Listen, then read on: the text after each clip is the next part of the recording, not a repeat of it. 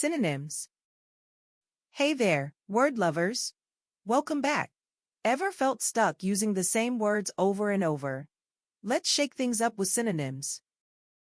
A synonym is a word that has the same or nearly the same meaning as another word. Using synonyms helps make your speech and writing more interesting, precise, and dynamic. Synonyms for big, large, huge, enormous.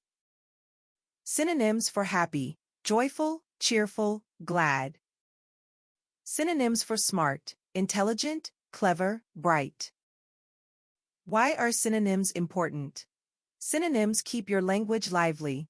Using the same word over and over again, like nice or good, can make your writing sound flat. Synonyms help you to avoid repetition in writing, improve vocabulary, add variety and style, express yourself more clearly. Let's do a quick quiz. I'll say a sentence, and you choose the best synonym for the word in bold. Ready? 1. The movie was really funny. Which word means the same as funny? A. Sad. B. Comical. C. Boring. Correct answer, B. Comical. 2. She was feeling very angry. Which word is a synonym for angry? A. Happy. B. Tired. C. Furious. Correct answer, C. Furious. 3. He's a smart student. Which word means the same as smart?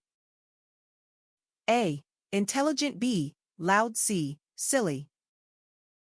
Correct answer, A. Intelligent. How did you do? Let me know your score in the comments. Be careful, not all synonyms are exactly the same. Some synonyms have slightly different connotations.